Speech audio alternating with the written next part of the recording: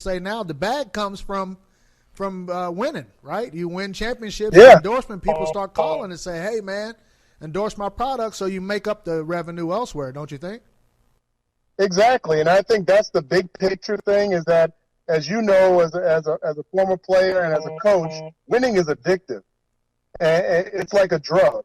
And now they've been able to overcome a 50-year drought in regards to winning a championship and bringing it to Kansas City and seeing the elation around this city, seeing the buzz around this team, recognizing that even if they don't win a Super Bowl this year, they have put themselves to be in the conversation for at least the next 8 years, regardless of whether or not they win it. Now, we want them to win it.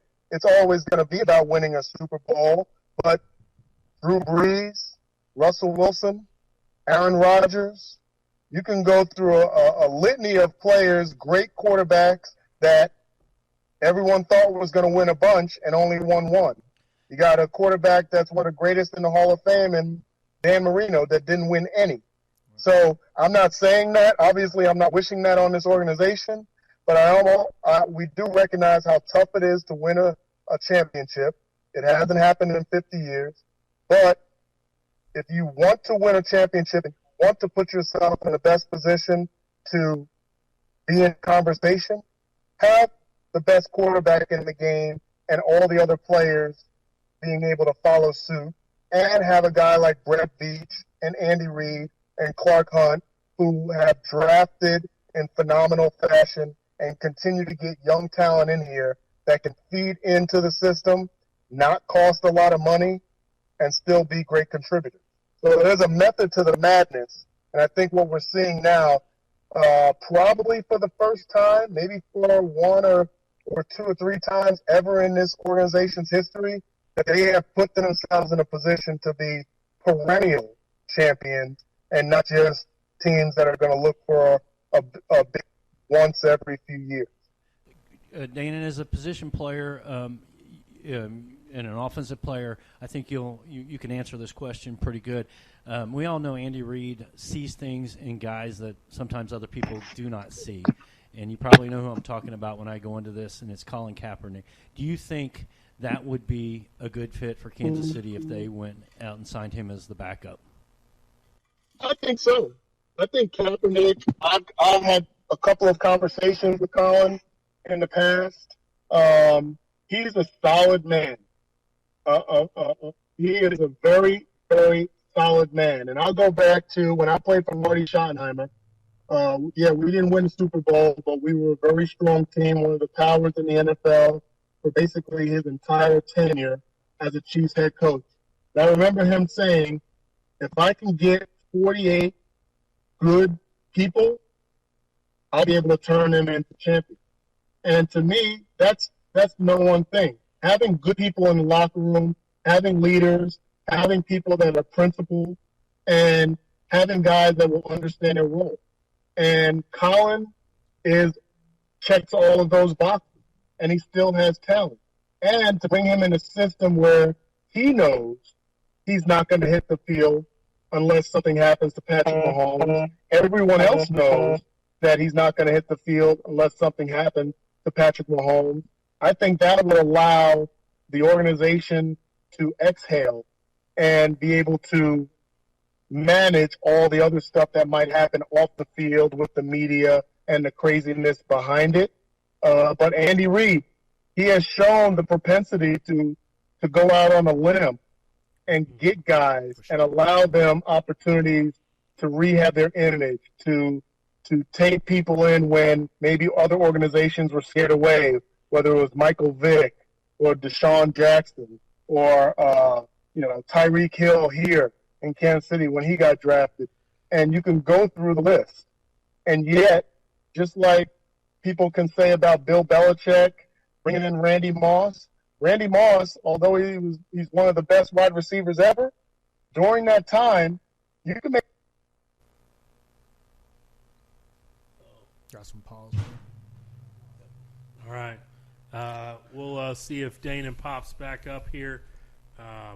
But I got a question for you guys. okay, Is the Kansas City Chiefs GM the best GM in NFL right now? right now, yes. No, hands down, right? Yeah, Brett Veach. I mean, the job he's done in a short span of time and to be so young, I mean, that dude is the real deal, man. And I really like Mike Veach, but I'm like racking my brain right now. There's the dude, this Steelers GM, really good, but he's right there with them. Man, I mean, he's killing it, man, to be a young guy in that world. I mean, and to get deals done like the deal he got done, man. I mean, that's impressive. It's just a credit to I mean, he was the one that he wasn't even the general manager yet. Yeah, but he was the one that was like, "Hey, we got to take this kid. We got to move up. We got to move up. We got to move up." Andy right? Reid's talked about it. Like he was the guy that was like, "This kid is going to be special." I mean, he's the advocate. Right? So he came over from Philly with Reid, and Reid credits him in Philly for really going hard for LaShawn McCoy when Reid didn't really see it, because Reid used to be the guy. Reid was the GM in Philly, and so he'd have Brett in his ear, and Brett was really hard on for Shady. And the guy, and then Fletcher Cox, I think, was another one that Veach was really hard on. So, but yeah, he said the other day I think it was on Arrowhead Pride. He said if it wasn't for Veach like pushing Mahomes really hard, he said Dorsey probably wouldn't have drafted him. Yeah, I mean, Dorsey now he's sitting back like, whew. Yeah, you know what I mean? I mean, come on, man. Yeah, I mean, geez. So those are those things in those power positions like that the normal, you just don't think about how impactful that one decision. Yeah. Has been for a whole city. I mean, this city's never buzzed. This summer was going to be an electric summer in Kansas City without COVID happening. I mean, coming off of a Super Bowl championship like that, I mean, there was going to be a lot of great things going on in this city. And of course, we always get the Big 12 tournaments and all of these things that are coming up. Like Kansas City is a hotbed for sports. Sporting KC's, I mean, those guys are studs out there, man. Yep. I mean, like, it was going to be really one of those special things. It's unfortunate what happened, man. All Back. Right. Danan Hughes back here. A little technical difficulties. Always happens with live television. Yeah, I apologize about that. I made the mistake of turning my car off when we started this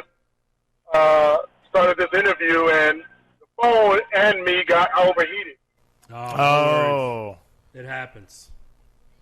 So yeah, you were talking about Andy Reid and possibly bringing in a guy like Colin Kaepernick. You always hear guys say, I like the comment you brought up from Marty Schottenheimer saying he wanted to find a great 48 guys. You hear the right 53, or football is a special game where you have to find the right mix of guys, not necessarily just the most talented guys in every spot. And so I think with your point there, that's how Kaepernick could be a good fit to this team. So I liked what you were saying there. Does Colin Kaepernick want to play football right now? Yeah, I believe so. You believe so? I believe so. Yeah, I believe so. What steps do you think that, just from you, if you could give Colin some advice right now, just general, what steps would you say that Colin should take outside of everything that we already know to get back on a football team? Like from just a player standpoint, not the social aspect and everything the great things that he does, outside of that, but just as a football player, what would be what you would do in his situation? So, as a coach, you guys know as well as I do, and I've always been the type of coach, the type of player that you look me in the eyes, we have a man-to-man conversation, and if I believe in you, I'll run through a brick wall. Right. And so to me, the only thing I would expect to happen is if Cap is really wanting to play, whoever is interested in him, fly to see him or fly him in to see you, undisclosed location, sit face-to-face across the table, and that conversation will tell you all you need to know on whether he is wanting to play ball and whether he's the right fit for your team. And all the other stuff, all the noise from the media and everything else is going to come. But if I'm a guy like Andy Reid and Brett Veach, I can lay my head down at night and sleep very well if I have that conversation and he's able to impress me and impress upon me that he's about the business at hand. How do you feel about the backup situation right now? Last year it worked out. Do you think it can work out with who they got in the positions right now without bringing somebody like Colin in? Absolutely, and you know what? I failed to mention Eric Bieniemy. I keep talking about Andy Reid and Brett Veach, but because you have that stable of coaches, including Eric Bieniemy, they have shown that whether it was Alex Smith, when Alex got hurt, whoever the next quarterback in line was, Patrick Mahomes comes in, the next quarterback behind him comes basically from coaching high school football and is able to lead us to victories while Patrick is rehabbing from a dislocated kneecap. Not saying that you can put anybody in that number 2 position and still be successful, but I like our chances with the support mechanisms behind them. Yeah, and I know, you don't want you want your backup quarterback to be able to come in and win games, in case of emergency, but you don't necessarily want a guy who is a me guy or, big time. Like you think of, like when Steve Young's backing up Joe Montana in San Francisco. As soon as he makes one bad throw, you got guys calling for the backup because he's good too. Yeah. So, I feel like here in Kansas City, it's a spot where you could bring a Kaepernick in because everybody knows Mahomes is our guy. Now, if he gets hurt, we want a guy that can help us. But at the same time, like there's no pressure. You don't have those fans that are going to be calling for the backup guy just because the starter makes one bad decision. Exactly. You don't want a quarterback controversy. It's one thing to stockpile talent, but if there's going to be that kind of kink in the armor, you can mess things up for the entirety of the team. Yeah. You think back to 1997 when I was playing. We had Elvis Grbac as the quarterback and Rich Gannon as the backup. Mm-hmm. Yeah. No one thought about Rich Gannon taking the starting position until Elvis got hurt. Then Rich came in and played really well, and then that's what started the controversy. In this situation, even when you mentioned Steve Young and Joe Montana, that controversy didn't happen until Joe was darn near 40 years old. Yeah. So the luxury that we have is that we have a 24-year-old quarterback, MVP quarterback, that you'd be hard-pressed to believe there's any situation for the next 6+ years at least that would garner any kind of quarterback controversy. Yeah, I say Matt Moore could have thrown for 700 yards in one of those games. We still would have brought Patrick back in. It wouldn't even matter. Exactly. It wouldn't even have mattered. So, yeah, I think this year is Chad Henne. The third-string dude is a guy from the XFL. So, yeah, I'm on board. I've talked to someone else about Colin before. I'm like, dude, bring him in, talk to him, work him out, see if he's, see how he's looking. If he's looking better than our other guys, what the heck, bring him in.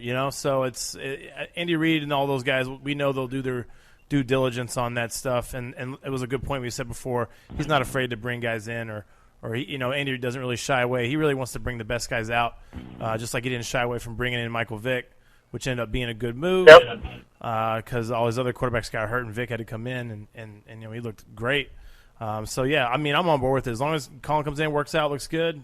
What the heck, just sign him. Danan, I think. I think we ought to bring you back, man. You're like Clark Kent and Superman. You went from baseball coaching clothes to a suit and work clothes in a heartbeat. Maybe you got some left in you. There you go.